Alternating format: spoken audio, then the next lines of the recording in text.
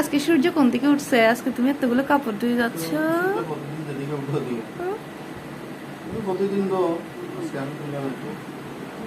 এরকম বউয়ের জন্য কয়জনই বা চিন্তা করে। তো প্রথমেই আমার বিউটিফুল কিউটি হাজবেন্ডকে দেখালাম। তো দিস ইজ ফর রিমার্স ব্লগ, আরও একটি ডেলি ব্লগে আপনাদেরকে ওয়েলকাম জানাচ্ছি। আজকে ব্লগটা সকাল থেকে শুরু করছি। এদিকে তো আমার হাজব্যান্ড অনেকগুলো কাপড় ধুয়ে নিয়েছে, অফিসে যাওয়ার জন্য রেডিও হয়ে নিচ্ছে। এখন আমি নাস্তাও রেডি করি নাই। মানে গতকালকে এত যে মাথা ব্যথা করছিল, মাথায় এক গাঁঠি তেল দিয়ে দিছি। আমাকে তো দেখে বোঝা যাচ্ছে পুরো মুখটা তৈলাক্ত হয়ে গেছে। তো অনেকগুলো কাপড় ধুয়েও নিচ্ছে আমার হাজব্যান্ড। ওয়াশরুমে আরও অনেকগুলো কাপড় ছিল। তো বেচারা সকাল সকাল উঠে অনেকগুলো কাপড় ধুইছে। তো এদিকে আমার হাজব্যান্ড রেডি হতে হতে আমি এদিকে হচ্ছে পাউরুটি ডিম টোস্ট করে নিলাম। তো আজকে পাউরুটি দিয়ে চালাচ্ছি, মানে আজকে কোনো নাস্তা বানাচ্ছি না। মানে খারাপ লাগতেছে, মানে মাথাটা এত যে ব্যথা করছিল গতকাল রাতে, একদমই ঘুমাতে পারি নাই। তো এদিকে আমার মেয়েও ঘুমাচ্ছে, এখনও ও ঘুম থেকে উঠে নাই। এদিকে আমার হাজব্যান্ডকে নাস্তা দিয়ে এখন আমিও বসে গেছি নাস্তা করার জন্য। এই যে পাউরুটি দিয়ে ফ্রুটস মিক্সার জেলিটা খেতে কিন্তু অনেক মজা লাগে, স্মেলটা কিন্তু দারুণ। এদিকে আমি পাউরুটিতে নিয়ে নিয়েছি, এদিকে এখন আমি খাওয়া শুরু করে দিছি। তো আমি ডিম পোস্ট দিয়ে খাবো না, আমি হচ্ছে জেলিটা দিয়ে খাই আর কি। এটা হচ্ছে গতকালকে নিয়ে আসছিল, আগেরটা শেষ হয়ে গেছিলো। তো যাই হোক, এদিকে আমি খেতে খেতে দেখতেছি যে আমার মেয়েও ঘুম থেকে উঠে মামা, গেছে। Good morning. দেখছো তোমার জন্য কি আছে?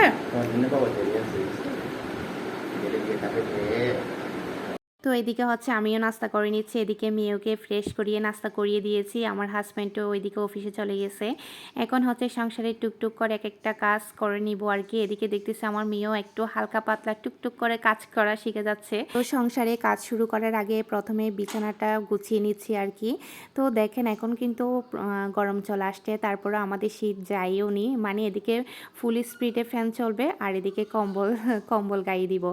তো যাই হোক, এই যে বিছানার মধ্যে এই যে বামটা মাস্ট বি থাকবে, এই বামটা মানে হাতের কাছে রাখতে হয়। মানে যখন মাথা ব্যথা করে তখন মানে উঠে নিতে ইচ্ছা করে না যে একটু উঠে বিছানা থেকে উঠে নিই। তাই জন্য আমি কি করি, এই বামটা একদম হাতের কাছে মাম্মা, বিছানার মধ্যেই রেখে আবার দিই। ঘুম যাবে? তো এদিকে বিছানা গোছানোর পরে এদিকে আমার হ্যাঁ। মেয়ে তো আবার নাকি ঘুম যাবে। তো যাই হোক, এদিকে আমার মেয়ে শুয়ে আছে, এখন আমি চলে আসলাম রান্না করার জন্য দুপুরের। তো প্রত্যেক মেয়েদেরই রান্না করার আগে মানে কিছুক্ষণ বসে চিন্তা করতে হয় যে মানে কি রান্না করব কি রান্না করব। আমার মনে হয় যে শুধু আমার না, প্রত্যেক মেয়েদের এরকম হয়। তো যাই হোক, আমি চিন্তা করার পর এখন হচ্ছে বাঁধাকপি ভাজিটা করে নিচ্ছি। তো তার সাথে আরেকটা তরকারি রান্না করব, শুটকি মাছের আর কি। তো এদিকে আমি খুব সুন্দর মতো বাঁধাকপি ভাজিটা করে নিয়েছি। আসলে পুরো রেসিপিটা কি আর দিব, এটা তো সবাই জানেন। তো বাঁধাকপি ভাজিটা কিন্তু অনেক ইয়াম্মি ইয়াম্মি হয়েছে, তাই না? তো এদিকে হচ্ছে আরেকটা তরকারির জন্য আমি এদিকে সব কিছু রেডি করে নিছি। তো আজকে 2টা লটিয়া শুটকি পাইছি আর হচ্ছে অর্ধেক চুরি শুটকি পাইছি, এটা দিয়ে একটা তরকারি রান্না করব। তো আজকে কি রান্না করতেছে আপনাদেরকে দেখাই। এখানে হচ্ছে মেরিনেট করে রাখছি পেঁয়াজের জন্য, পেঁয়াজ কাটি রাখছি, আলু, তারপর ডিমও সব কিছু রেডি করে রাখছি। এখন এটা দিয়ে একটা তরকারি রান্না করে ফেলবো।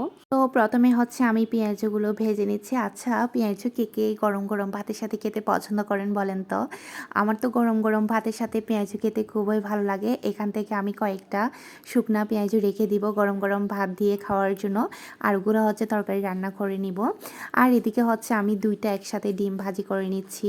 তো এখানে তরকারিটা রান্না করার জন্য মশলাগুলো কষিয়ে নিয়েছি। মশলাগুলো কষানো হয়ে আসলে আমি আলু দিয়ে দিব আর কয়েকটা কাঁচামরিচ দিয়ে দিব। কাঁচামরিচটা জাস্ট দিছি স্মেলের জন্য। এখানে কিন্তু আমি পর্যাপ্ত পরিমাণে লাল মরিচের গুঁড়া দিয়েছি। তো মশলাগুলো যখন কষানো হয়ে যাবে তখন আমি দিয়ে দিব পেঁয়াজও, তারপর হচ্ছে ডিম। তো এগুলো দিয়ে আরেকটু কষানোর পর এখন আমি দিয়ে দিব ধনিয়া পাতা কুচি। আমার এই তরকারি রান্নাটা কেমন হয়েছে অবশ্যই কমেন্ট করে জানাবেন।